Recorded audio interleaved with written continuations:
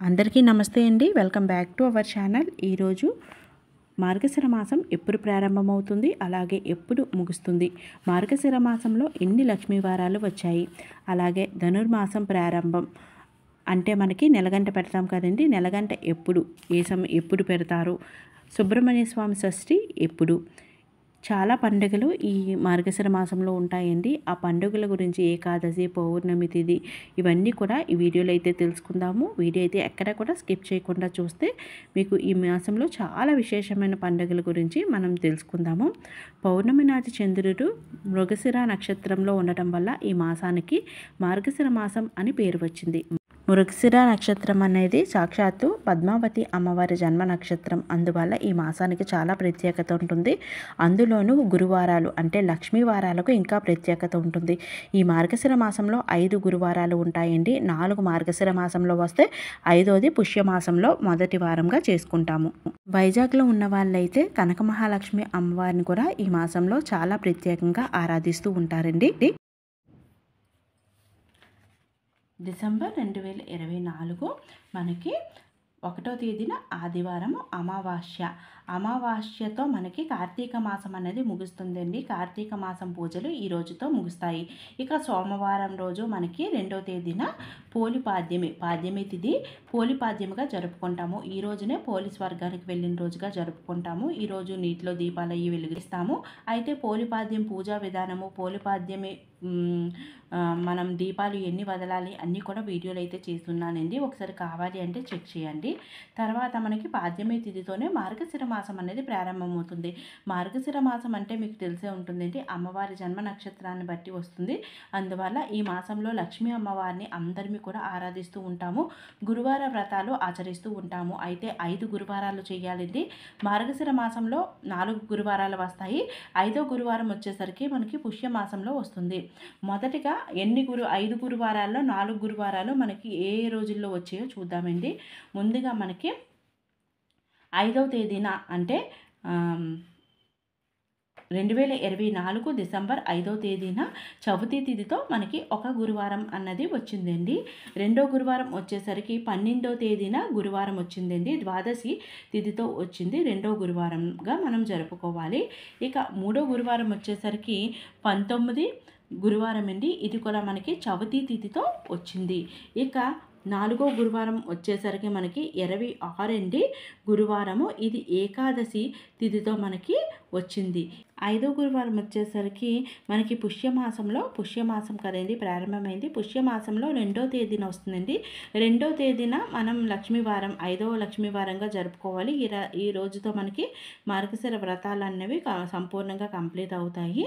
ఈరోజు మనకి తిథి వచ్చేసరికి పాడ్యమి తిథి కదండి, తదియా తిథితో మనకి 5వ గురువారం అన్నది వస్తుందన్నమాట. ఈ 5 గురువారాలు మనం వ్రతాలు ఆచరించవలసి వస్తుంది. పూజా విధానాలు కూడా కమింగ్ వీడియోస్లోనైతే నేనైతే అప్లోడ్ చేస్తానండి. తర్వాత వచ్చేసరికి ఈ మాసంలో మనకి ప్రత్యేకించి పాడ్యమి తిథితో మార్గశిర మాసం అనేది ప్రారంభమవుతుంది కదండి.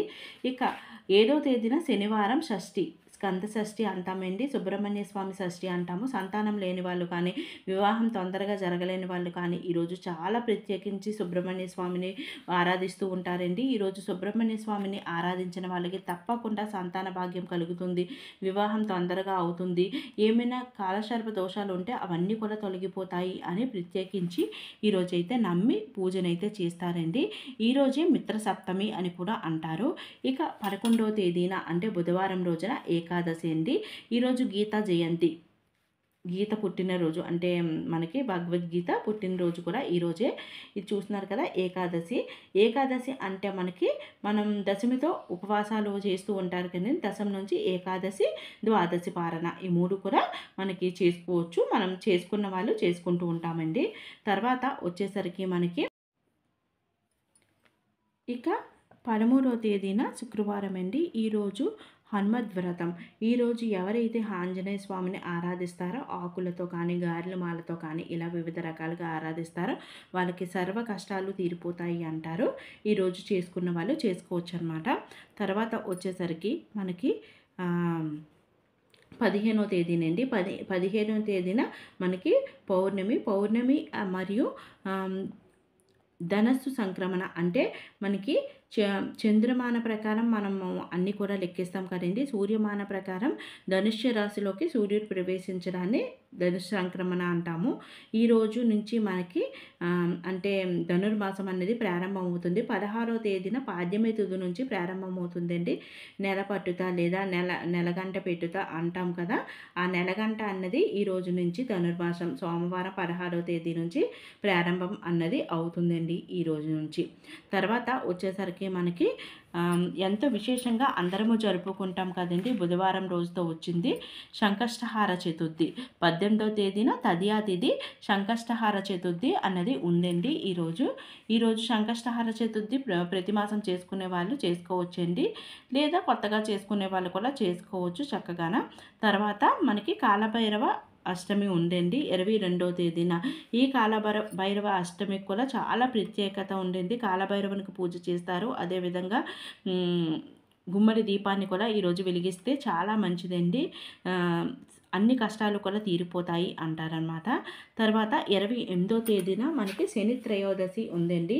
ఈ శని త్రయోదశి రోజు స్వామివారికి నువ్వుల అభిషేకం కానీ, నువ్వుల నూనెతో అభిషేకం కానీ, లేదా నవగ్రహ ప్రదర్శన కానీ ఇటువంటివన్నీ త్రయోదశి రోజు చేసుకుంటారండి. ఎవరికైతే శని త్రయోదశి రోజు అంటే దోషాలు ఉంటాయో ఈ శనివారంతో వచ్చిందండి. చాలా విశేషమైన రోజు. ఈరోజు చేసినట్టయితే చాలా బాగుంటుంది అన్నీ కూడా. ఇక మాస శివరాత్రి మనకి ప్రతి మాసంలో కూడా మాస శివరాత్రి అనేది వస్తుందండి. 29 ఆదివారం చతుర్దశి తిథి రోజు వచ్చింది. అయితే ఈరోజు మనం శివయ్యను ప్రత్యేకించి ఆరాధిస్తూ ఉంటారండి. అలా ఆరాధించే వాళ్ళు చక్కగా ఆరాధించుకోవచ్చు. ఈ మాసంలోనే ఆర్ద్ర నక్షత్రం రావడం చాలా విశేషమైంది. అయితే ఆర్ద్ర నక్షత్రం వచ్చిన రోజు మనం పూజ ఎలా చేసుకోవాలి అన్నీ కూడా ఫర్దర్గా నేనైతే డీటెయిల్గా అయితే వీడియో అయితే అప్లోడ్ చేస్తానండి. ప్రతి పూజకు సంబంధించి నేను ముందుగానే వీడియోస్ అయితే అప్లోడ్ చేస్తానండి. తప్పకుండా వాచ్ చేయండి. అండ్ ఆల్సో ముందుగానే నేను పోలిపాద్యమి పూజ డేట్ అన్నీ కూడా పెట్టానండి. అవి కూడా మీకు కావాలి అంటే ఒకసారి చెక్ చేయండి. మరొక చక్కటి వీడియోతో మళ్ళీ కలుద్దాము. చూసాం కదా 2024 డిసెంబర్లో మనకి వచ్చే ముఖ్యమైన పండుగలు వాటి విశిష్టలు చూసాం కదండి. నెక్స్ట్ వీడియోతో మళ్ళీ కలుద్దాం. ఓం శ్రీమాత్రే నమః.